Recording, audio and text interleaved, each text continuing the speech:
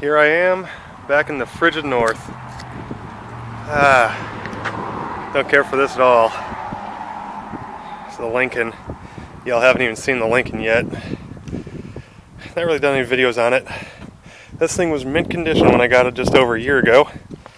And now, I don't know if you can tell, it's all scratched up. Look at that. Beautiful pitting. This is the entire side of the car. Windows are scratched, glass front and rear. Thanks, Hurricane Michael. You're awesome. That's why I'm up here in this place.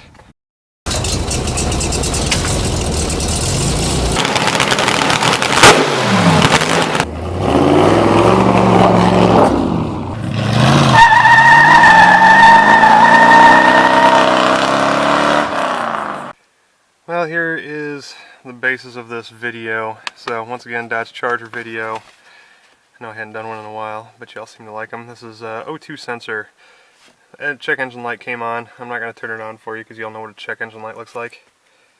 But it's P0133 O2 sensor, slow response. Now apparently there's two of them. There's an upstream and a downstream.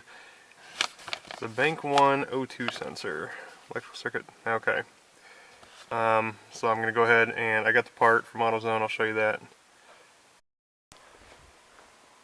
The cool thing about being up here at my in-laws in the frigid north is that I have a nice heated garage to work in. Actually, it's like a shop. Look at that, 2 cars deep, beautiful. I love it. Went to AutoZone, grabbed the part. It's a Bosch O2 sensor. According to their computers, it's the same part, upstream and downstream. So this was about 50 bucks. I'm going to go ahead and throw it on. Oh, check this out. I have not done an update. So basically, like I said before, I got hit by Hurricane Michael. And now we have this little Dodge Dakota. This is now my daughter's new truck. Basically, all my vehicles were totaled out from the hurricane. The Charger was our evacuation vehicle, which was great. It's beautiful. We kept it nice and safe until we went back down there to see how our stuff was and got hit. Awesome. Thank you, person driving the other vehicle. Smacked us, pulled through traffic, and we were going into the turn lane, and they pulled out, didn't see us because traffic was lined up, and basically smacked our rear end. So now I'm waiting to take that over to the shop. Should be coming up this week. Happy Veterans Day for everyone. But back to this. The Galaxy totaled out. The Lincoln totaled out. The Warlock, basically there was I didn't have full coverage on it. So, but it busted out the rear window, dented it up, and we're probably going to be moving since our house was just not really destroyed, but taken over by mold, so we can't live there anymore.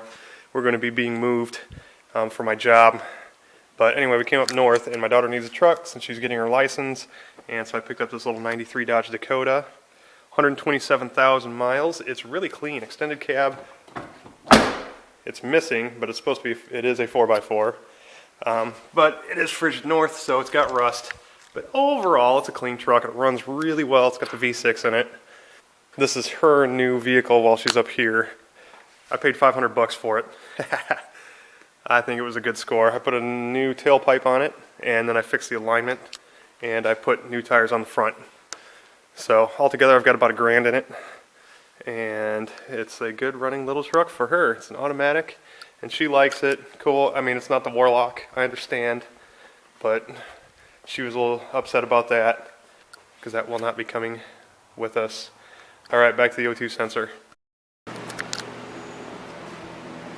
Go ahead and pop the hood here. I had it up earlier, but because of the cold weather, the little shocks don't want to stay up. According to my phone, this side is the number 1 bank, basically the right bank of the car, passenger side, because that's got number 1 piston. So, since it says number 1 bank for the O2 sensor, I'm going to go ahead and jack it up.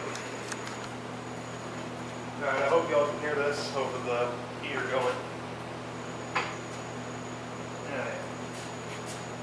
Another great part about having a Charger, they sit too low for jack.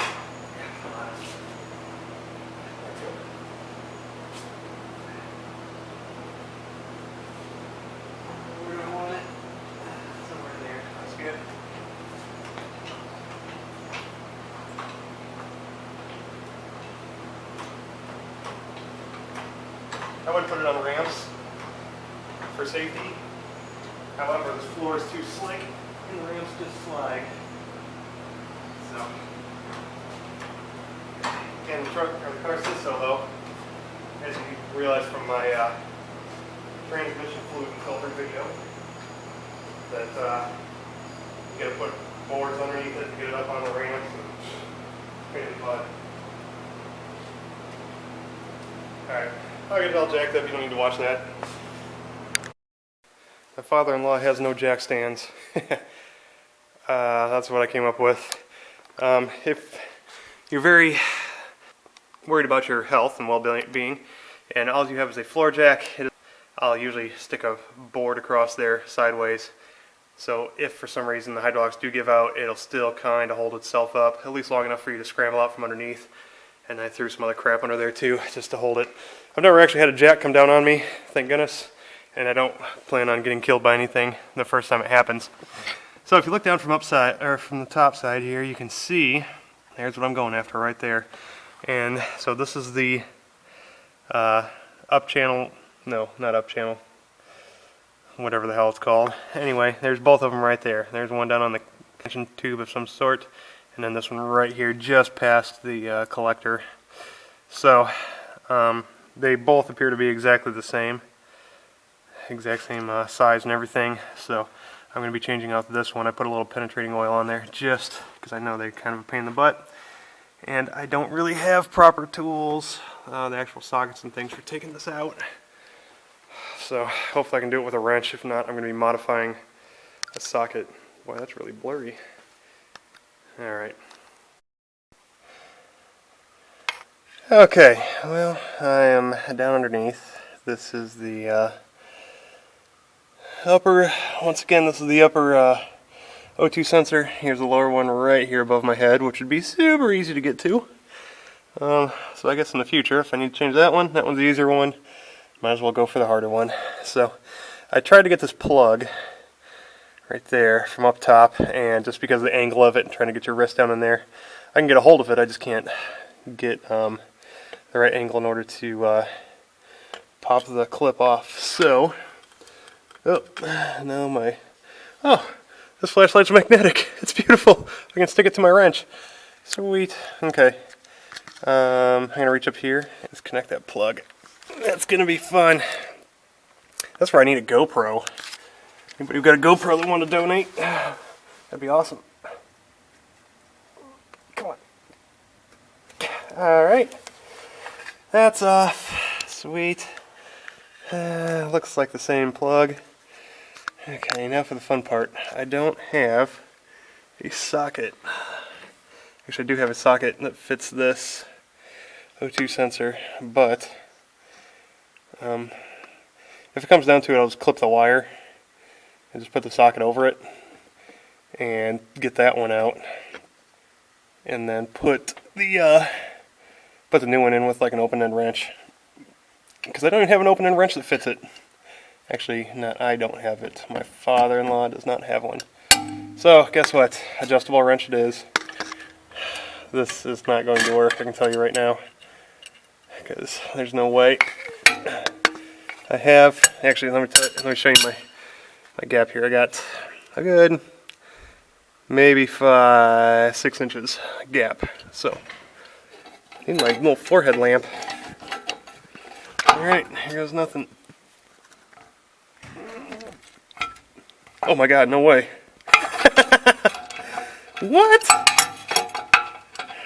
Hey, guess what? Penetrating oil actually worked. Wow. I can't believe that thing twisted loose. Alright. I can get my hand on it. Sorry, the light's gonna suck here. Oh, dude, yeah. Spinning it by hand. Oh my god, I promise that I did not break that thing loose ahead of time. That is amazing.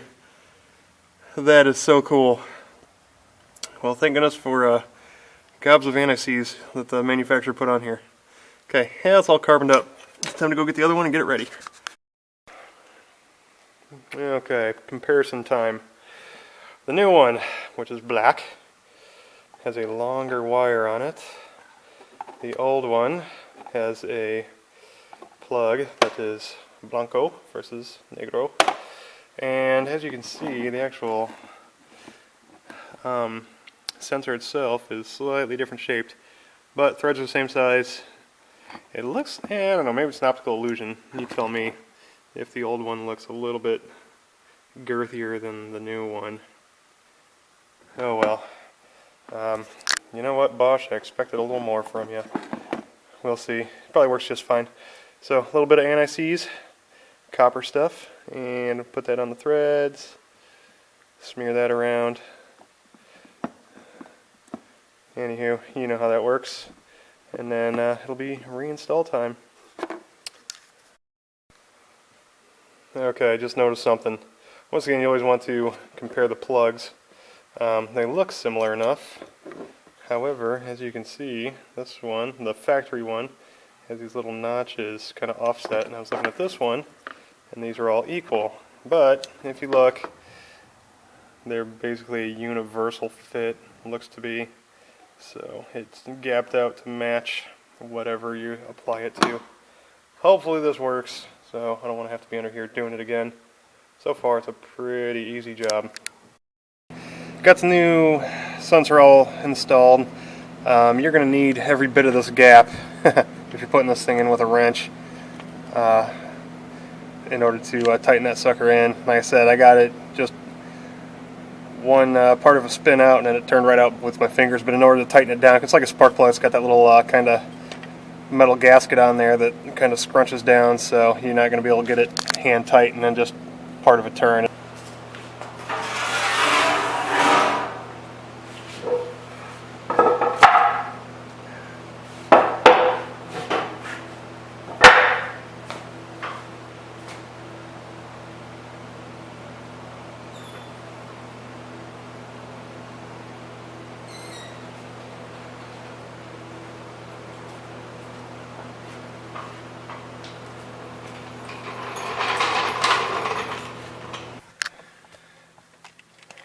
Okay, here we go. Fingers crossed, this worked.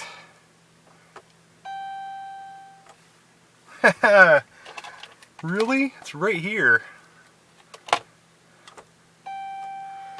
I should just change the battery in this too. Come on, hit the unlock button. Nope, that's lock. This thing's not working at all. Come on. Alright, start attempt, take two with the other key fob.